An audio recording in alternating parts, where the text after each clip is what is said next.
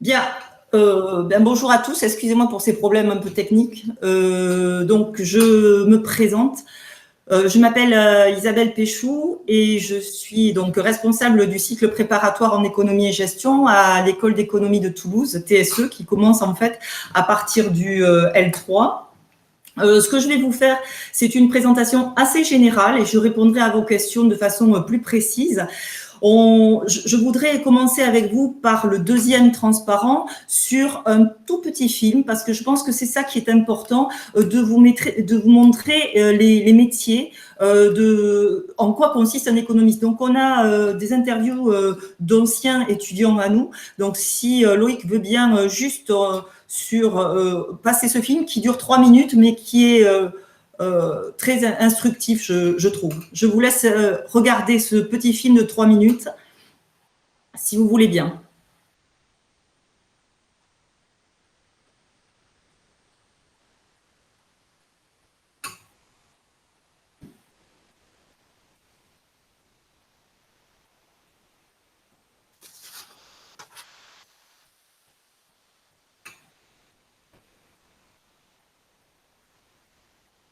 Ça va vite.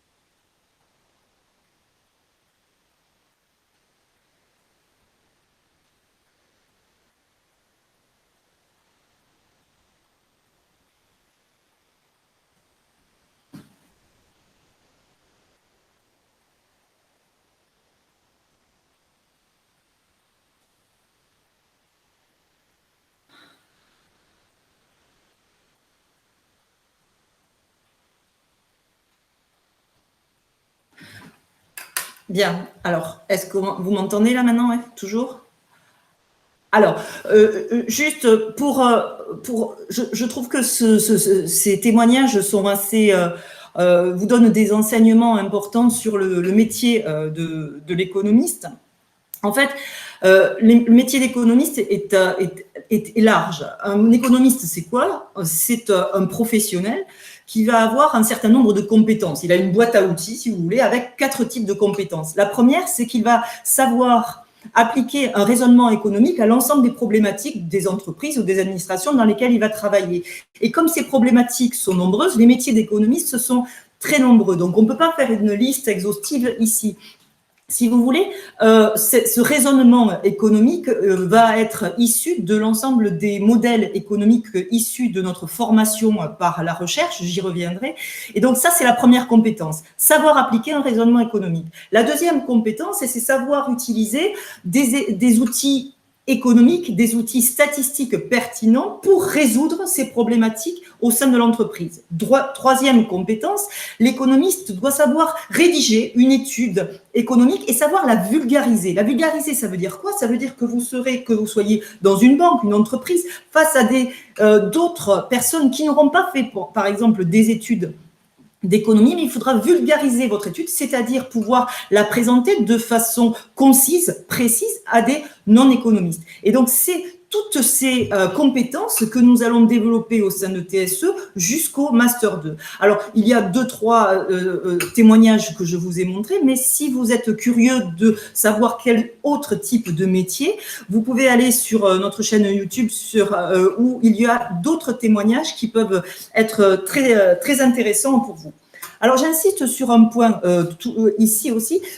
Une école d'économie, ce n'est pas une école de commerce. Ça, c'est très important de le préciser dès maintenant. C'est-à-dire qu'une école de commerce, ça va s'apparenter plus, je dirais, à une école de gestion. On y apprend différentes matières comme le marketing, les ressources humaines, mais aussi le contrôle de gestion ou la comptabilité. Et donc, il s'agit de mettre en œuvre un ensemble de processus variés comme la comptabilité ou comme la gestion. En revanche, en ce qui concerne l'école d'économie de Toulouse, et donc créer ce qu'on appelle un métier d'économiste, les économistes, ils vont utiliser des modèles, c'est-à-dire des représentations très simplifiées de la réalité, utiliser des outils statistiques, mathématiques, avancés, sur justement des problèmes économiques et essayer de construire des outils, des modèles ad hoc pour répondre à ces questions, à ces problématiques de l'entreprise. Donc, quel type de métier? Là, on peut passer sur le transparent suivant. Une idée, je dirais, une idée reçue et qui est totalement fausse, là aussi j'insiste là-dessus, c'est que TSE ne forme pas qu'à la recherche, ne forme pas que des chercheurs. Nous avons sur l'ensemble de nos étudiants qui sortent après un Master 2, à peu près 200 ou 250 étudiants, à peu près 85 à 90% de nos étudiants qui se destinent au secteur privé, mais aussi au secteur public. Alors, secteur privé, ça peut être quoi? Ça peut être des étudiants qui travaillent comme consultants, actuaires, traders, économistes en entreprise. Donc, par exemple, actuaires sont des hauts techniciens dans l'assurance qui font des études économiques et statistiques financières pour mettre au point des contrats d'assurance. Mais ça peut être aussi des analystes de marché, travailler dans la finance, dans l'assurance, dans les industries également, dans tout ce qui est ce qu'on appelle des data scientists, c'est-à-dire travailler dans le big data, c'est-à-dire analyser, exploiter et donner sens à des grandes bases de données. Enfin, on a beaucoup d'étudiants à nous qui se destinent à devenir des chargés d'études dans différents secteurs. Alors, différents secteurs, ça peut être des grands groupes industriels, nos étudiants de nos promotions travaillent chez Google, chez Facebook, mais également dans le secteur de la santé, justement, pharmacie, création de vaccins, par exemple, chez Sanofi, également dans des cabinets de conseil. J'ai donné quelques exemples ici, chez Deloitte, Ernst & Young, il y a aussi KPMG, Veltis, donc des cabinets de conseil qui travaillent dans l'audit, le conseil, mais également dans les big data, je pourrais y revenir, et ainsi que dans le secteur privé, également des étudiants qui travaillent dans le secteur de la banque, BNP Paribas, la Société Générale et AXA. Donc ça, c'est dans le secteur privé, je dirais que 60% à peu près de nos étudiants se destinent au secteur privé.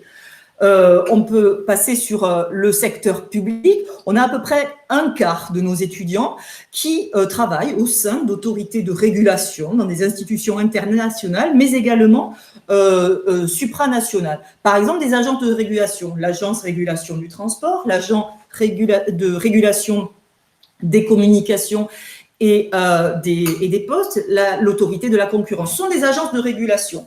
Et on a, par exemple, on est très fiers parce qu'à Toulouse, on a justement un prix Nobel d'économie, M. Jean Tirole, qui a eu son prix d'économie en 2014 et qui travaille justement sur cette régulation et cet phénomène de régulation et concurrence.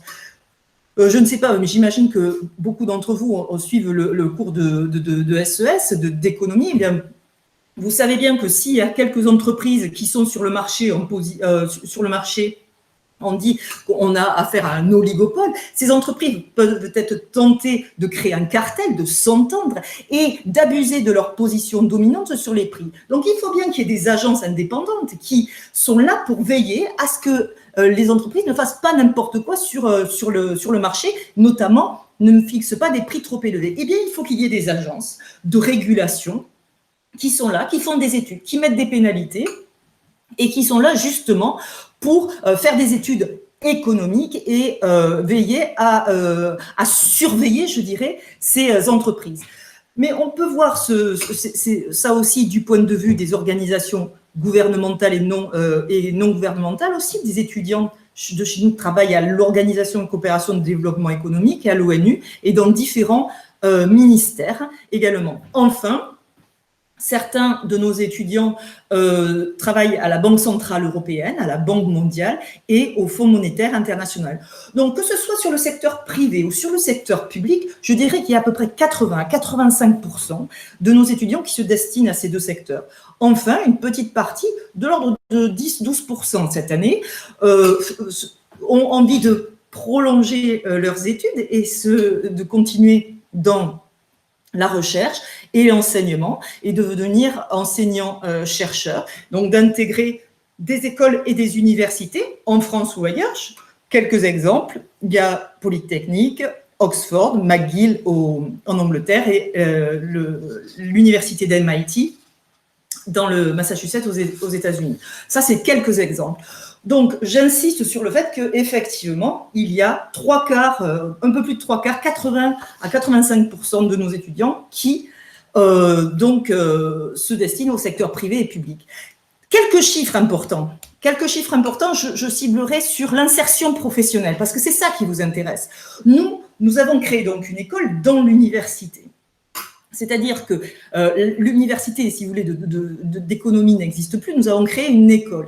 Et au bout des 5 années, au bout du Master 2, nous avons nos étudiants qui, lorsqu'ils ont obtenu leur diplôme, ils obtiennent leur diplôme à peu près au mois de novembre, après avoir soutenu leur stage, et 4 mois après, ils sont interrogés, et il y a 89% de nos étudiants qui ont trouvé un emploi après leur diplôme. Donc, ils mettent à peu près, même pas 3 à 6 mois, mais ils mettent 4 mois. Il y a près de 90% qui trouvent un job. Donc, ça, c'est un chiffre dont on est assez fiers.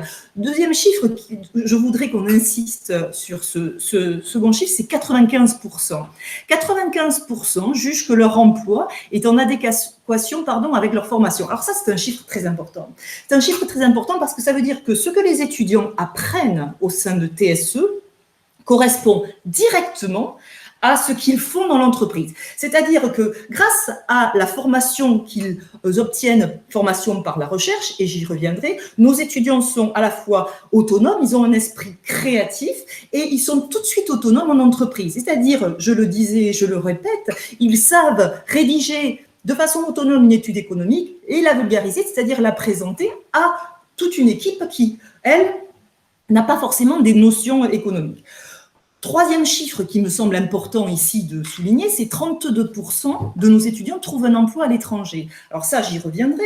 Nous avons plusieurs types de masters, mais la langue anglaise est particulièrement importante. La plupart de nos masters sont entièrement dispensés en anglais. 84% des nationalités des étudiants, nous avons 84 nationalités au sein de TSE. Un tiers de nos enseignants à TSE en master sont également des enseignants étrangers. Donc, j'y reviendrai. L'anglais est vraiment une langue très, très, très, très importante. Alors, on peut passer au slide suivant. On a clairement, il me semble, un modèle innovant dans l'enseignement supérieur en ayant créé TSE. En 2011, on a éliminé, si vous voulez, la faculté de sciences éco à Toulouse, et on l'a remplacée par une école. Une école, c'est-à-dire avec un cycle préparatoire de 2 ans, et ensuite une école au sein de l'université, où la formation de ces étudiants sont faites par des enseignants-chercheurs qui font de la recherche appliquée. Alors, je reparle bien sûr de notre prix Nobel Jean Tirole qui a eu en 2014, mais ces enseignants-chercheurs qui sont là et qui dispensent des cours au sein de TSE dans différents domaines, par exemple l'économie publique, l'économie du développement, l'économétrie.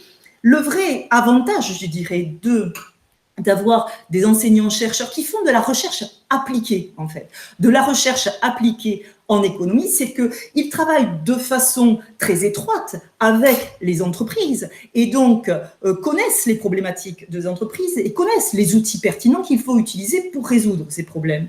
Et donc, ils savent enseigner à leurs étudiants, leur apprendre à adopter des méthodes de travail et des outils créatifs qui leur permettront de résoudre ce type de problème. Donc, au sein de TSE, bien sûr, l'économie est une matière très importante, mais nous avons également les mathématiques, nous avons de l'informatique et du droit.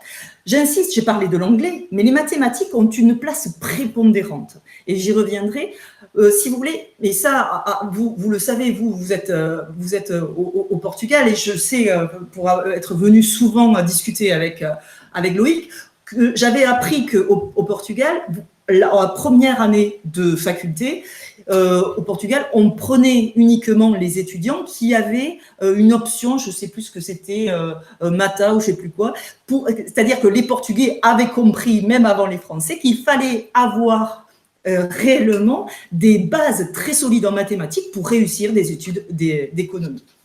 Et c'est tout à fait le cas.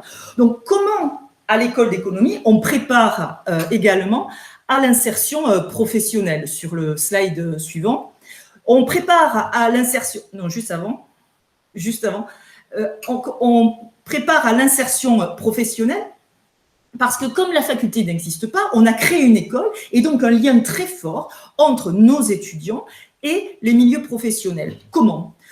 On a mis en place un service carrière, on a mis en place des stages obligatoires pour nos étudiants, 3-4 mois de stage en Master 1, 6 mois de stage en Master 2. On a un forum entreprise. Chaque année, au mois de novembre, on a 45 à 50 entreprises, représentants d'entreprises qui viennent proposer des stages, qui viennent présenter leur entreprise. Et donc, il y a je dirais, une vraie proximité entre l'étudiant et le milieu professionnel. Nous avons mis en place également des conférences métiers, 1 fois par semaine, des personnes d'Airbus, de cabinets de conseil, de grands groupes, de banques, viennent présenter leur métier et disent ce qu'ils attendent des futurs embauchés qu'ils prendront, pourquoi pas, de TSE. Nous mettons en place aussi des séances de préparation à l'insertion professionnelle. Comment ? Nous mettons en place des séances de coaching, on essaie d'aider nos étudiants à améliorer leur CV. Ce sont des choses qui n'existaient pas du tout il y a 20 ans au sein d'une université française. On a mis en place également un réseau d'anciens très important, c'est-à-dire qu'il y a un contact, un lien très étroit entre les anciens étudiants et les étudiants actuels, tout simplement pour que les étudiants actuels peuvent avoir un maximum d'informations sur les débouchés, les offres de stage qui sont postées régulièrement sur le site de ce réseau alumni. Enfin, il y a une vie associative, comme dans toute école, qui est très riche. On a une junior entreprise qui permet de rapprocher le monde de l'entreprise et le monde des étudiants. On a un bureau des élèves qui s'occupe de différentes manifestations. Il y a des galas, il y a toutes sortes de manifestations. Je rentrerai peut-être un peu plus dans les détails si vous le souhaitez. On a également un magazine qui est le TSC Economist, qui est entièrement rédigé 2 fois par an, entièrement rédigé de la couverture à tous les articles uniquement par des étudiants. On a encore une autre association qui est Say It Aloud, qui est une association qui entièrement faite d'étudiants aussi, qui organisent des conférences et qui font venir des professionnels pour essayer de faire toujours ce lien entre étudiants et professionnels. Enfin, une fois qu'on est dans l'école, L3, Master 1, Master 2, nous incitons tous nos étudiants à aller passer une année à l'étranger, aller passer une année de césure pour les aider à réfléchir à leur projet professionnel. Donc ça, c'est vraiment, je dirais, très valorisé, notamment dans la plupart des CV, puisque ça peut être, alors je rentrerai dans les détails, un séjour à l'étranger, pourquoi pas un stage, pourquoi pas un projet professionnel. Il y a 3 ans, il y a un étudiant qui a fait le tour du monde. Ça peut être une mission humanitaire. Il y a cette année une étudiante qui a fait une année de volontariat international en Malaisie. Ça peut être de partir comme assistant français pendant 1 an. Donc, je m'arrête 2 minutes sur ce partenariat que nous avons avec beaucoup d'entreprises pour partir à l'étranger. C'est le transparent juste après. Nous avons effectivement tissé de nombreux liens avec des universités. Nous avons en tout 53 universités partenaires. Il y en a de mémoire 31, je pense, sans me tromper, en Europe et 22 hors Europe. Et donc, il y a une possibilité, bien sûr, d'avoir 2 types de programmes qui permettent de partir à l'étranger, soit un programme, une mobilité diplômante, c'est-à-dire un étudiant qui sera en L3 chez nous, ira valider son Master 1 à l'étranger, reviendra à Toulouse pour finir son diplôme et passer son Master 2 à Toulouse. Mais on a d'autres types de possibilité de partir à l'étranger, faire carrément une année de césure, c'est-à-dire une année blanche, même si je n'aime pas trop ce terme, où on peut partir soit après le L3, soit après le Master 1, pourquoi pas dans une université partenaire, pour aller passer une année à l'étranger. Et donc, j'y reviens, c'est ce dont j'ai parlé juste sur le transparent avant, ça peut être aussi une année de stage, une année pour un projet professionnel. Donc, pour nous résumer, je dirais que pour l'école d'économie, on peut obtenir son diplôme en 3 ans, si on fait une mobilité diplômante, ou son diplôme en 4 ans, si on décide de faire une césure. Alors, si on regarde maintenant de façon plus précise les parcours. Donc, nous avons un cycle préparatoire de 2 ans avant de rentrer dans l'école d'économie qui, elle, est en 3 ans, licence 1, licence 2, licence 3, master 1, master 2. Ce cycle préparatoire propose 2 doubles diplômes, c'est-à-dire 2 parcours sélectifs qui sont économie et droit et économie et mathématiques. Il s'agit de double licence. Nous avons à peu près un effectif de 100 personnes, 100 étudiants dans chacune de ces doubles licences en L1. Nous avons à peu près entre 1000 et 1200 candidats et nous allons en prendre à peu près 80. Ensuite, nous avons des parcours non sélectifs. Et la nouveauté qui arrive là juste en septembre 2021, nous allons avoir 2 parcours non sélectifs qui sont économie et gestion. Donc, je reviendrai là-dessus. Économie et gestion, ce sont 2 parcours qui seront non sélectifs. Économie et gestion, on garde la double casquette, économie et gestion, et on rajoute également un programme intensif en mathématiques au semestre 1 pour peut-être, je dirais, accueillir des étudiants qui auront peut-être quelques difficultés en mathématiques ou n'auront pas fait l'enseignement de spécialité mathématiques en terminale ou n'auront fait que l'enseignement complémentaire, option maths comp en terminale. Pour ceux qui ont encore quelques faiblesses en mathématiques, je leur conseillerais de faire cette voie. Pour l'autre voie, économie, qui est aussi un parcours non sélectif, on est sur un niveau d'exigence plus important en mathématiques et c'est vraiment ceux qui se destinent à l'école d'économie à partir du L3. Je n'ai pas parlé également d'une année de transition entre l'année de terminale et la L1, qui est une année artée, année de réussite à Toulouse en économie. Là aussi, c'est moi qui m'en occupe de cette année supplémentaire. C'est tout simplement pour les étudiants qui ont certaines faiblesses, une année de remise à niveau et qui leur permet de passer quelques matières de L1, mais également de passer le L1, si vous voulez, la licence 1 en 2 ans. Donc, ce cycle préparatoire, ce L1, L2, c'est vraiment un cycle préparatoire avec des devoirs surveillés sur table chaque semaine, en microéconomie, en macroéconomie, en gestion et également en mathématiques. Donc, on fait travailler nos étudiants, on leur met un rythme de travail assez exigeant, on les encadre, hein, d'accord? Moi, je suis très, très proche de mes étudiants. On leur fait faire, à partir même du semestre 4, c'est-à-dire de la 2e année, ils sont regroupés en tout petit effectif de 50 étudiants. On leur fait faire des contrôles surprises, on leur fait faire du contrôle continu. Donc, on est assez exigeant en termes de travail et en termes de suivi de nos étudiants. À partir du L3, on leur fait faire leur première étude économique, c'est-à-dire on les fait travailler en mode projet. On les regroupe par 3-4 étudiants, on leur donne un sujet, je ne sais pas, je vais dire n'importe quoi, le marché du travail. Ils ont une base de données sur laquelle ils doivent travailler, plusieurs pays, la Malaisie, l'Italie, etc. Et ils doivent, avec les outils qu'ils ont appris en L1, L2, L3, de statistiques, d'économétrie, d'économie, commencer, faire leur première étude économique. Bien sûr, ils sont suivis par des tuteurs et à la fin de l'année, ils doivent présenter de façon, je dirais, concise, précise, devant un public, devant un jury, leur projet économique qu'ils auront réalisé toute l'année. Donc ça, ce sera la première fois en L3. Ils en feront d'autres projets économiques en Master 1 et ensuite en Master 2. Pour rentrer du cycle préparatoire L1, L2 à l'école d'économie, il y a une sélection. Je pourrais y revenir avec vous et répondre à vos questions. Je peux vous dire que pour L1, L2, économie et gestion, nous regardons uniquement les notes de L2.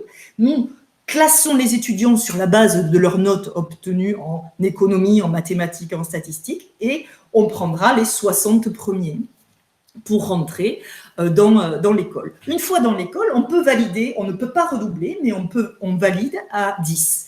Et après le L3, après la licence 3, il y a 2 types de masters. Il y a un master 1, il y a un master 2, je dirais standard, où 80% des cours sont dispensés en anglais. Et là, les frais d'inscription sont de l'ordre de 200, 250 €. Il y a aussi à côté de ces masters standards des masters internationaux qui offrent plus de possibilités de masters qui sont 100% dispensés en anglais, où là, il y a un vrai accompagnement, plus de masters. Et là, ce sont des masters qui sont payants, master 1 et master 2. Il faut compter 5 500 € par année. Voilà. Donc, globalement, voilà, je dirais, l'organigramme un peu de la composition un peu de nos parcours au sein du cycle préparatoire et pour rentrer à l'école. En termes de charge de travail, quel est le rythme de travail que l'on demande pendant le cycle préparatoire? Je vous ai dit, il y a deux types de double licence, économie et droit, économie et mathématiques. Bien sûr, le nombre d'heures de travail est plus exigeant. Il faut 30 heures, on a à peu près 30 heures de cours en écomat, 27 heures de cours hebdomadaires en éco-droit et un tout petit peu moins en économie et gestion.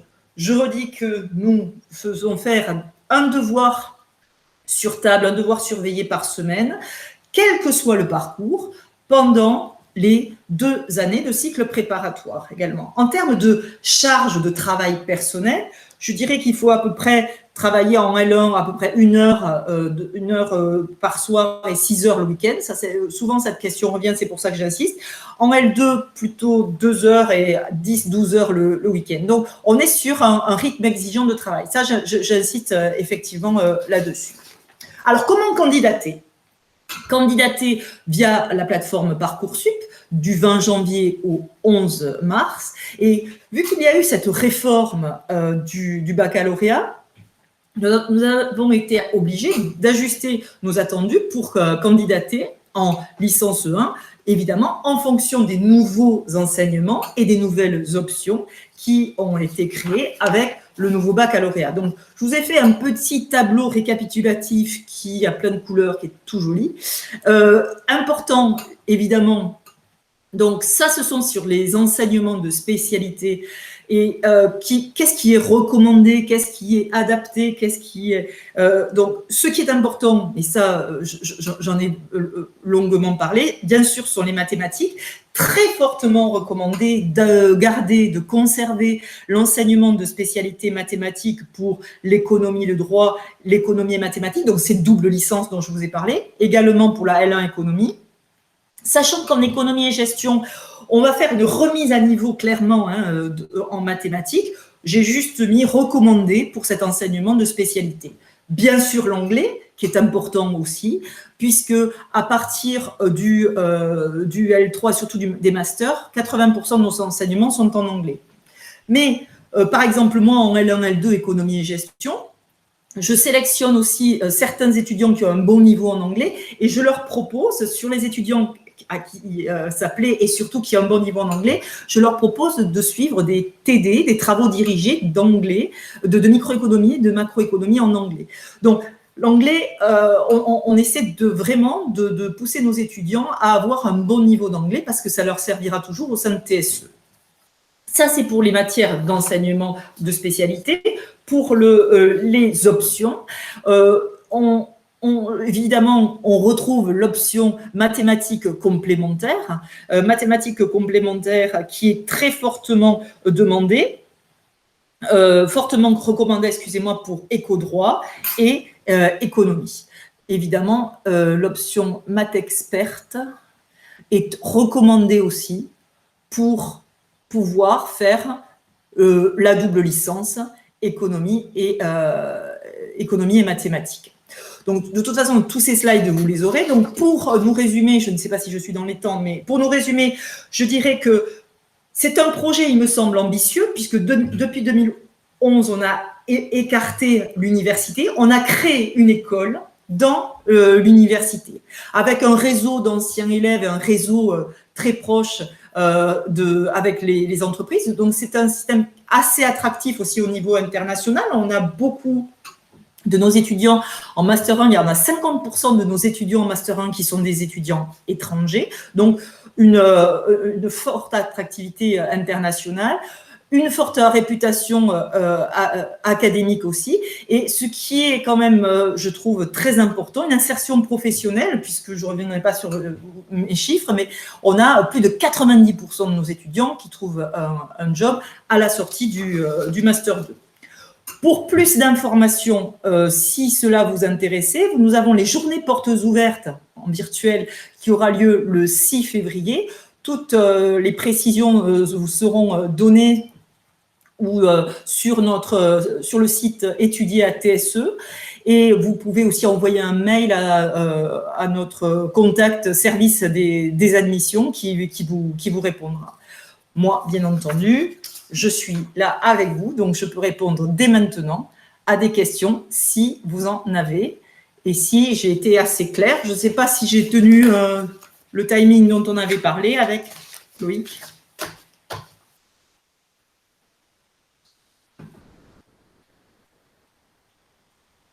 Est-ce que tu me vois? Je te vois. Ah, super, merci beaucoup. Écoute, oui, le timing a été parfaitement respecté. On a réussi à en plus passer les slides malgré le petit problème technique. Écoute, moi, je trouve la présentation très claire et extrêmement précise, donc il n'y a pas de… je ne suis pas surpris par la qualité de ta présentation. Moi, j'aurais des questions. Peut-être juste avant, je coupe 30 secondes le micro pour demander aux élèves et je fais le passage. Juste une seconde. Bien sûr.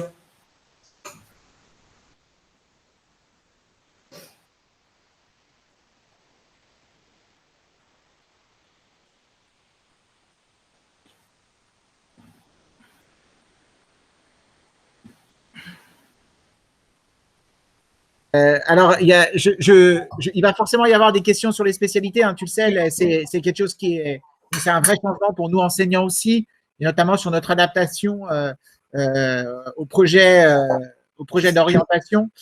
Bon, déjà, moi, je trouve ça.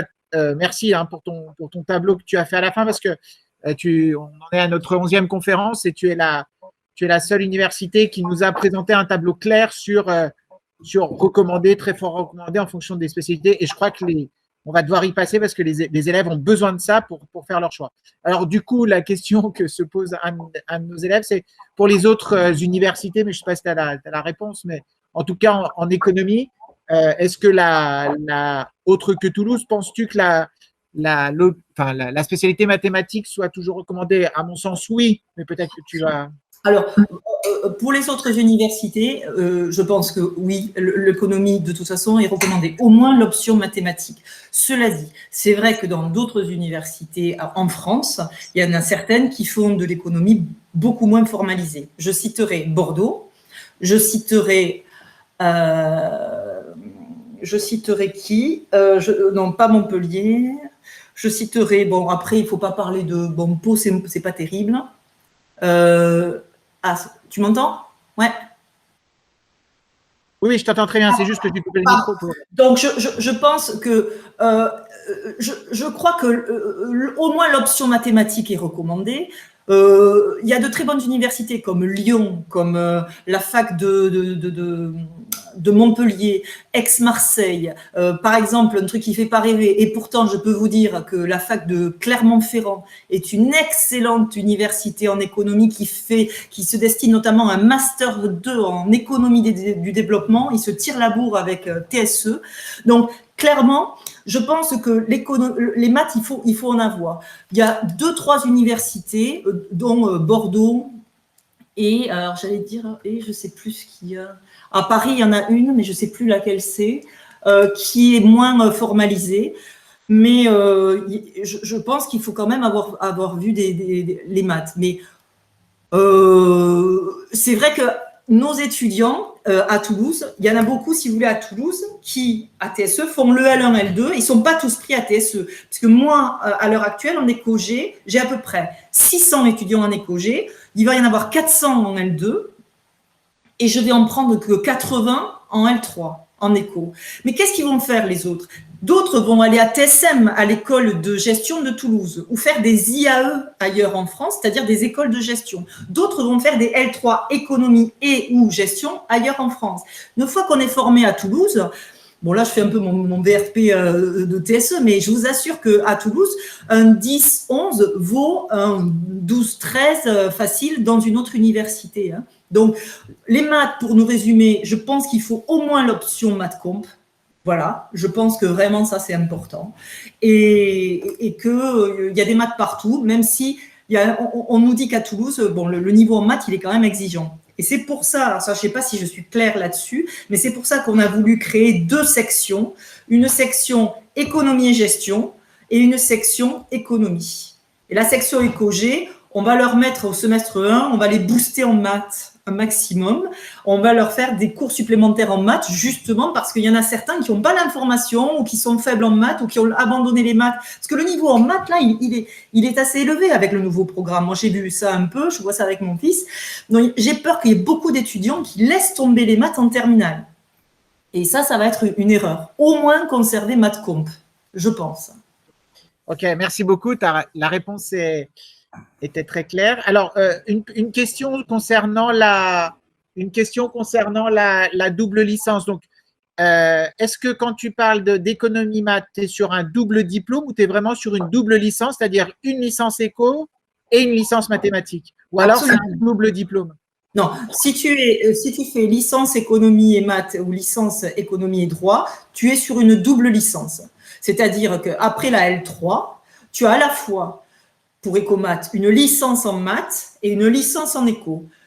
Quand tu es en éco-droit, tu as à la fois, après le L3, une licence en éco et une licence en droit. Ce qui fait qu'après, par exemple, une L3 éco-droit, il y a certains de nos étudiants qui en ont peut-être un peu marre des mathématiques ou qui ont une appétence réelle en droit et qui se destinent plus à des métiers du droit. Mais au moins, ils ont cette double qualification, cette double licence.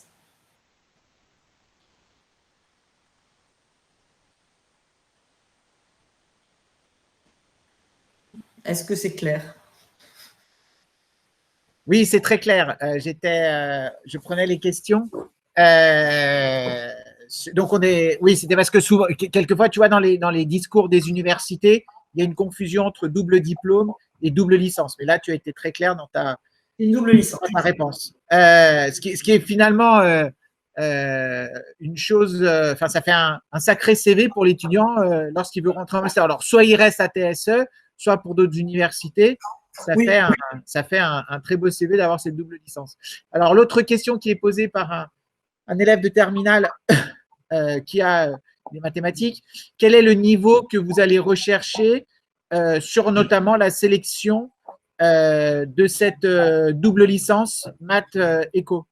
Alors là, je me suis fait un petit peu. Donc, alors, pour cette double licence maths éco, tout dépend si l'étudiant, alors l'étudiant qui est en terminale qui a posé la question, je voudrais savoir s'il a fait, alors je me suis fait un petit, parce que moi aussi c'est tout nouveau pour nous, est-ce qu'il a fait maths en première et terminale ou est-ce qu'il a fait maths et option maths comp? Alors, cet élève que je connais bien a fait maths, physique, SES en première, a abandonné les SES en première et a gardé maths experte et physique en terminale. Ah oui, d'accord, ouais. Ok. Donc là, on est sur du niveau. Donc là, ce qui est demandé, c'est d'avoir au minimum, attention, hein, ça c'est, nous aussi, on est en train de regarder ça. Donc c'est 14 en maths et 14 de moyenne générale en terminale et 18 en maths et 16 en moyenne générale en première.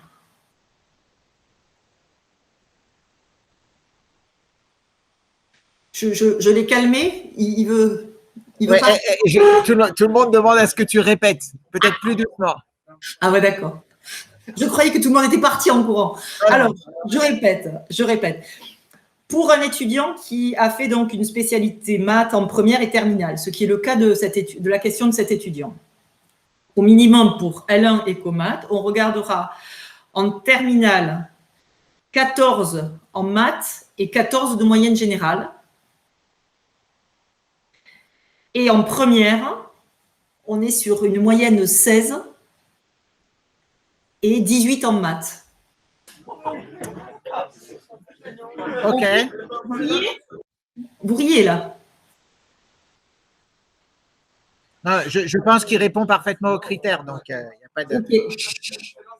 Après, il faut tenter. Quoi qu'il arrive, il faut tenter. Hein. Ouais. Alors, c'est marrant, c'est-à-dire que vous demandez une moyenne en maths plus forte en première qu'en terminale. Mais ouais. Ok. Oui, enfin, peu importe. Autre question, après je prends vos deux questions. Alors, il y a un élève qui pose une question un peu pertinente ou pas, je ne sais pas, mais il me dit que, il a apprécié, s'il vous plaît, il a apprécié, donc c'est intéressant d'ailleurs, je me permets de faire une remarque, c'est très intéressant de commencer aussi par toute la relation professionnelle et notamment le parcours, parce que souvent les universités commencent par on va vous présenter l'unité d'enseignement, blablabla, alors que là, le fait de commencer par l'insertion professionnelle, ça c'est intéressant. Et donc, alors justement, excuse-moi, mais on fait exprès parce que en fait, la grande question, nous, depuis des années, c'est oui, mais économiste, ça veut dire quoi? Oui, mais pour quel métier? Et justement, pour être attirant, pour leur dire attention, faites gaffe, nous, il y a vraiment à la sortie, il y a des métiers intéressants. On veut commencer par ça. Après, je pense que c'est ça qui est le plus important, hein, bien entendu. Donc, la question de l'élève, c'est effectivement dans les métiers que tu as évoqués. Est-ce qu'on a des métiers à haute rémunération? Je pense que oui, c'est dans les métiers de la finance. Et puis, est-ce que ce sont des métiers durables au sens? Est-ce que c'est des métiers qui vont durer dans le temps? Alors, c'est une question un peu étrange. Il me dit, un dentiste, on sait qu'il restera dentiste. Bon, je ne sais pas si on peut vraiment répondre à cette question, mais sur les rémunérations, en tout cas. Alors, sur les rémunérations, j'ai ma petite fiche aussi. Alors, sur les rémunérations, j'arrive. Ce qui est certain, c'est que ce qui va pouvoir être un peu différent, c'est quel est le master que vous allez choisir. Je pense que effectivement, plus vous allez choisir des masters à l'international, plus vous allez trouver des métiers rémunérateurs. Donc, alors pourquoi il n'y a qu'un que deux? Dans les entreprises privées, nous obtenons. Alors, sur tout ce qui est entreprise privée, j'ai les chiffres sur 2016, 2017, 2018, 2019. En France, je suis sur 2019, je vais prendre. Je suis entre 35 et 42, je vais parler en cas euros, ok? Ça va ou pas si je parle en cas euros? Oui, parfait, parfait. Entreprise privée et en Europe, je suis entre 36 et 52 cas euros. D'accord. Fonction publique, association, France, etc. Là, évidemment, on est un peu moins.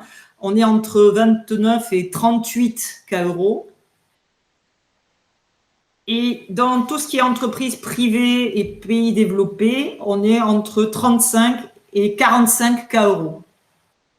On a, enfin, moi je trouve, on a des étudiants qui gagnent bien leur vie en fait. Hein. Je crois que là, on a des étudiants qui gagnent bien leur vie. Hein. Oui, oui, oui, non, c'est les. Je pense que, voilà. Ou autrement, ils font comme moi, ils continuent. Enseignants-chercheurs. Ils font enseignants-chercheurs et ils ne gagnent pas trop bien leur vie, mais ils ont la joie d'avoir un métier intéressant. Et ils sont heureux. Ils sont heureux, très heureux. Non, mais bon, c'est une question, il ne faut pas plaisanter avec ça. C'est une question importante parce que nos étudiants, moi j'ai beaucoup parlé de travail, ok. Bon, ce n'est pas des dépressifs qu'on a en face. Hein. On a des étudiants qui sont dans des associations, qui font plein de choses, mais c'est vrai qu'on a des étudiants qui travaillent.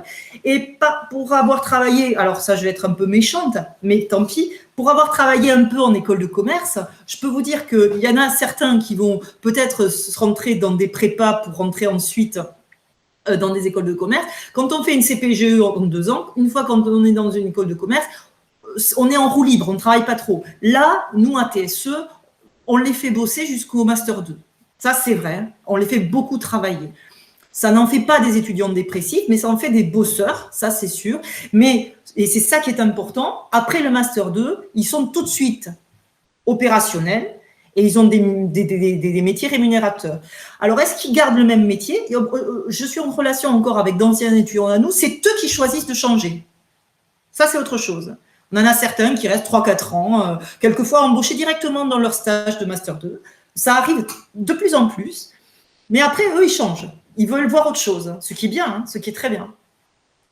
Alors, une question un peu identique à l'autre élève. Une élève intéressée là, par le parcours éco-gestion, oui.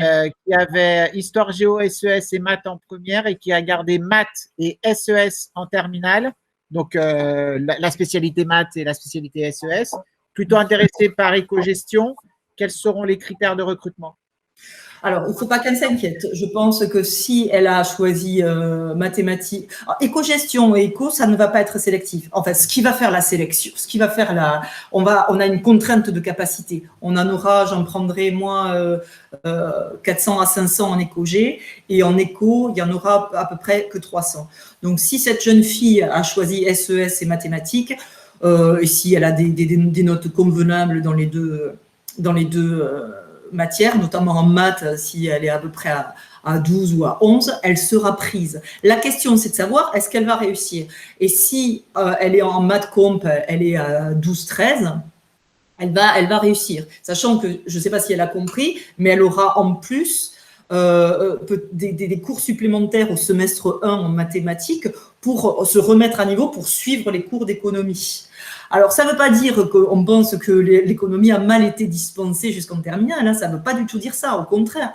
Mais ça veut dire qu'on reprend plus, nous, les bases de maths, plus les bases, pardon, d'économie, tout simplement parce que on va faire beaucoup de mathématiques. Donc, pour cette jeune fille, je la rassure.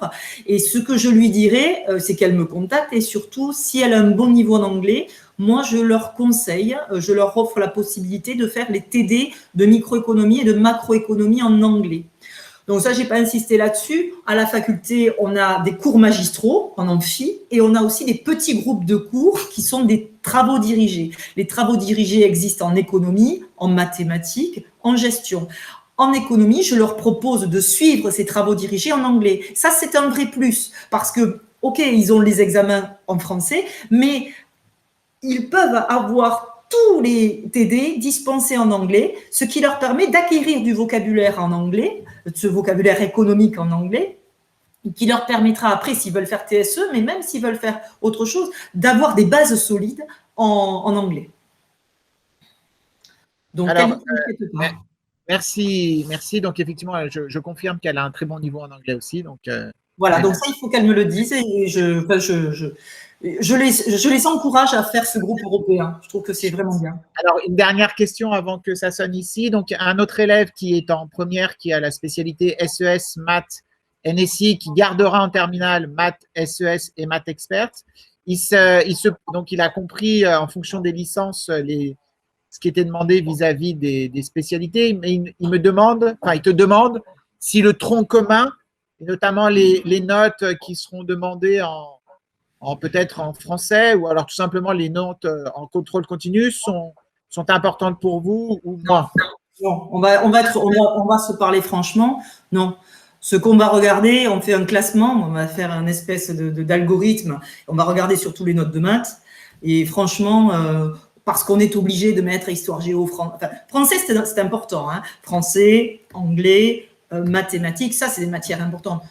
Mais après, c'est vrai qu'on va accorder moins de pondération pour des matières comme l'histoire géo, même si c'est une matière très intéressante, mais ou d'autres matières.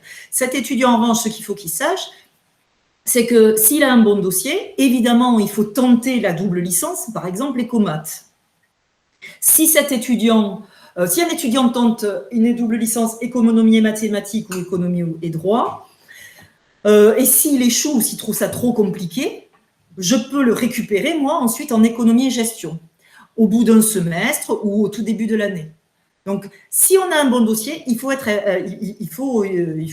demander une double. Après, certains étudiants se disent, moi, ce qui m'intéresse, c'est la gestion. C'est l'économie et la gestion. Dans ces cas-là, il faut directement demander économie et gestion. OK. Merci beaucoup, Isabelle. On va devoir te laisser parce que ça a sonné déjà. Merci beaucoup pour ta super présentation et les réponses. Combien il y a d'étudiants là, à peu près, pour que je sache? Je ne sais pas, une trentaine, une quarantaine. Et c'était des premières et des terminales? Principalement terminales. Ouais. Ok. Peut-être que les slides, tu peux leur faire passer. Ta présentation sera placée. Ouais. Voilà, et il y a la journée portes ouvertes de toute façon le 6 février. Merci. Merci à vous. Au revoir Isabelle, merci beaucoup. À bientôt. Merci à toi. Au revoir.